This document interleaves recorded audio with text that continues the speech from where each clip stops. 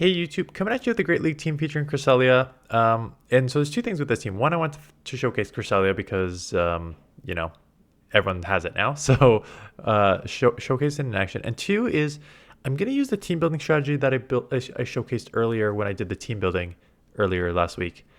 With one glass cannon and Swampert, and then two bulky Pokemon, Cresselia, Umbreon. Really, so Cresselia and Umbreon again have their good matchups on their own, but really I just want to showcase like how I would like double shield Swampert to even keep Switch in some of these situations. And then Cress and Swampert pair well because Cress is going to get killed by Steel. Swampert deals with Steals. Umbreon is pretty safe. So good lead. Annihilate comes in. I should be instant swapping Cresselia. This was just like me just not thinking it through. Good news is they shielded anyways. So got a shield and we'll have Switch here. They just go Ice Punch. And I get to the future sight now. So this will one shot. So good lead. Grab the shield, good Switch. They will now come back in and get their Ace Hand Slash on. And this is a perfect example of like why you need to pair Cress with something that can beat Steals, because it's just straight wall, right? They can just farm down from this range. I can throw a future sight, which will do like 30%, right? So maybe a little over, but they can just commit to the farm down. I'm not going to get to another move, so I'm just going to throw this. And they'll come out with like so much energy, right? So, I mean, I did good enough chip damage. I mean, Ace Hand Slash is very glassy. I can live one move, so I'll let one go, but I'll probably shield the second one. We end up seeing Pintine, and I think I almost cost myself this matchup. Because I was like, okay, we CMP tied.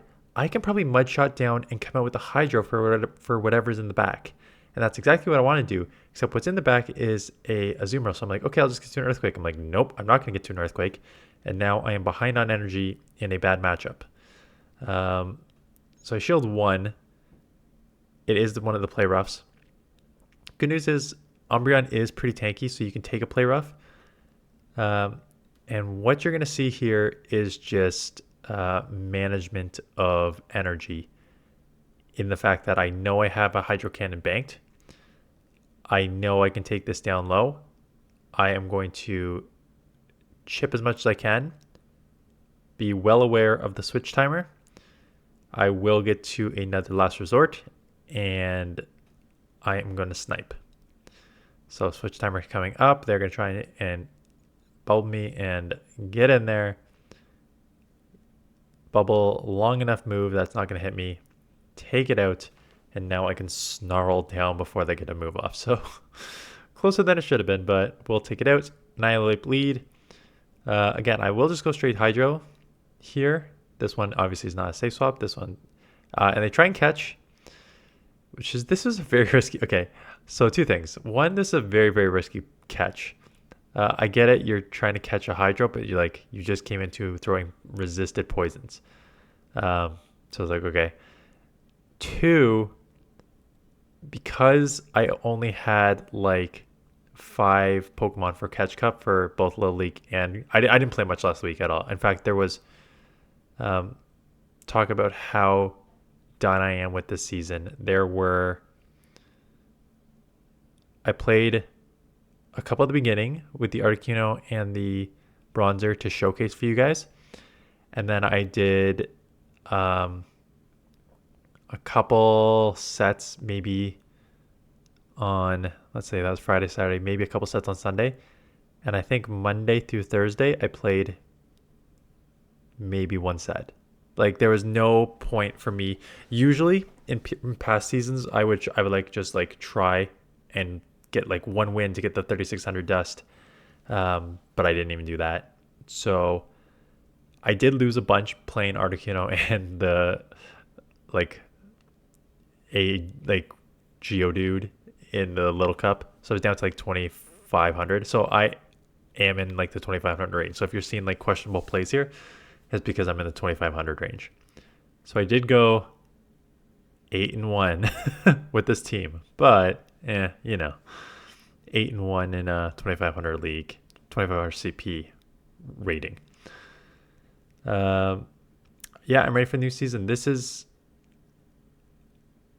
And it's not even just like, I think it's, you always lose some motivation when you hit legend because there is no real reward after that, right? You don't get any bonuses for being on the leaderboard. You don't get any bonuses for hitting other rating past 3,000. It's done, right? So you lose a ton of motivation for the game.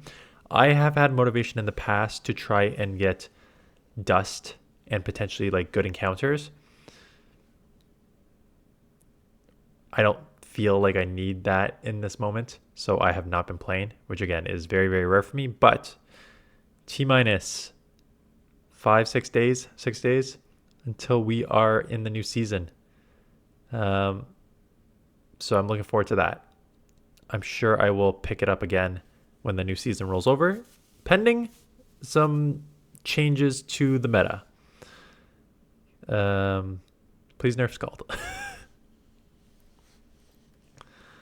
But anyways, with this team, basically, like this is one. It's questionable here whether I should do this, but I shielded with a mud bomb with like no health left. I am able to get the Hydro off here. They do farm me down, but now I can at least get my Umbreon on a Steel Pokemon. And yes, I will have to take a Brave Bird, and yes, they have a shield. But Umbreon's very tanky, and this is why you have 2 tanks when you use both shields on a very glassy Pokemon. So they just go Sky Attack first, and I think they're going to go Brave Bird now. And then get out into whatever's in the back here. And we'll see what is in the back in a moment. There's your Brave Bird. There is your switch-in Gligar. Gligar is a Shadow Gligar, which is going to... These digs will add up way more on Cresselia than obviously not. But so will my Grass Knots. So I can just go straight Grass Knot here. Unfortunately, they do have a shield advantage. So there's the shield. I think I will live a second dig, but then I'm dig like wing attack range. So I do get to a future sight with like 1 HP left. I'm only going to get 1 move off, so I might as well throw the hard hitting one. It doesn't change anything here. I still need to get a foul play off. And with that energy advantage and having them just throw in Brave Bird, I am able to get to another foul play for the win. So still some work around there, despite being in the lower range here. Swampert at Gligar. Yeah, just stay in. Cresselia is just pretty easy. I do shield up the first return here. Double returns, I think, double returns, I think, either take you out or put you like with like 2 HP. So I think it's worth the shield because I know they can get to 2, and it'd be really, really kind of dumb just to bait a foul play. So shielding up 1 ensures I keep switch and ensures that I can just like chip coming out of this matchup in against the Gligar. So as you're going to see here, they'll get another return off. And this will hurt. Like I'll be down to the mid yellow here. Right? So good safe swap, Sable. Like that's why I like Sable. Even in bad matchups, you are able to chip a ton. But the team, if you're going to use this team, very straightforward. Swampert, staying in on the lead against anything neutral, shielding often. I don't know if I had it in here. I said I went 8. I said I went 8-1. I went 8-2. I like instant quit the team. I instant quit the game. Yeah, this is just Harcanner. I had a Swampert. I think this is my loss. Poliwrath's tough because you're weak in the front and back. Yeah, this is definitely my loss on the thing because you have to kind of stay in here because you can't come Crest because then you just have Poliwrath against an Umbreon and Swampert, so you have to stay. Although I do try and catch and then it messes everything up.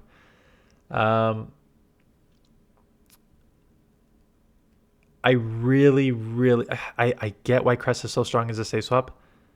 I really don't like using Crest as a safe swap. And here is 2 reasons. 1, your Dark Poisons now. This is a double Dark Poison team, so I had no chance. But Dark Poison resists everything because Future Sight. Moonblast gave you coverage. Moonblast gave you coverage for the darks. Yeah, for the darks, essentially. Now just having Future Sight resisted, you have nothing to throw against these darks. You also have nothing to throw against steals. So if you come in and safe swap Cress, you can be very, very easily punished. And I do not like safe swaps that can be punished, right? That's the exact opposite definition of what a safe swap should be. And I think Cress gets away with being considered a great switch. Yeah, it's number 3 on PV Poke. But if you look at their record, it's because even their losses, like there's some hard losses against the Darks, Mandibuzz, Trevenant, Ghost, Registeel, right? Because you have nothing to throw. And a Sandslash, which I kind of mentioned. But even against Umbreon, all these other Pokemon that beat you, even if you don't have the Moonblast, I mean, the poison that's just a tough one. But just if it's just a pure dark, like Umbreon 370, Sableye 427, because you can still just go Grass Knot. And you're bulky enough to live a few moves here. So why it's considered great, it has a 13-12 record against some of the main meta. And your losses are, again, some hard losses, but like even these other losses are not terrible. And that just is the product of its bulk and decent moveset. I still don't love it though. I really don't love it as a safe swap because I don't like just coming in and then getting killed by a steel or a dark poison. To me, that's not what a safe swap should be. A safe swap should be something like Lickitung or Sableye, where, yes, even if you see a fairy, I'm still going to be able to throw a return on you, right?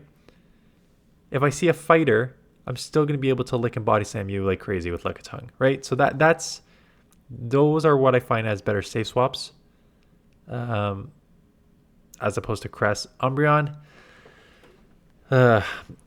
is an interesting one. It is still strong in my opinion. But man, with so many fighters in the meta and an uptick in Azumarill and Azumarill as a fairy, it's tough. It's tough to keep trotting out there. It's still decent, but like nowhere compared to what it was earlier on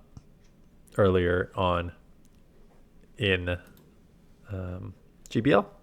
I think this may be the last battle. Yeah, please send me your battles. You'll see. I don't know if you saw the matchup thing come up. I still need to win like 30 or 40 more battles before Friday, I guess, league turnover, to get my last page to get those guaranteed 2 XL candies in the dust. Mostly just the XL candies I care about at this point.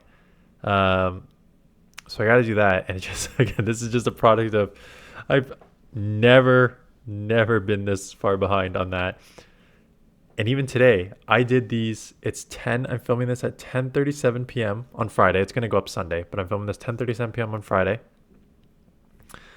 And I did the 8 to 9 battles to get get these sets for you. And I haven't played since. I still have like 17 games to go. And I don't think I'm going to do them today. So I will push to those wins to get those XL candies, because I think those are very, very valuable. But need a change for GBL soon. And I hope your Sinnoh tour is going well, because it's going up Sunday. Like I said in my analysis of it, I think the spawns are just straight garbage for this cup, this tour. There's like nothing I want. I will try and go raid a decent amount. Again, I did a couple remote raids with people, and we kind of easily took it down. They took both Pokemon down with like 4 to 5 people. So um, I feel like these are two Pokemon that if I send out invites, and I know Specimen Unknown and others who are on my friends list have said like, yeah, just send me the invites for these. I feel like this is one of those that if I go out, even if there's not a lot of people out, if I send invites, people are going to join the raids. So I think my goal this weekend, yesterday and today, I'm solo parenting my toddler as my wife and daughter are out skiing. But I think Saturday, yesterday, I probably raided, and then I'll try and remote. I think this is probably one worth using some remote raid passes on. But yeah, that is it. So that is the team. If you have some teams in battles, please send them. Link in the description, because I don't know if I'm going to have enough this week, but we'll see. Anyways, that is it. Thanks for watching. See you guys in the next one.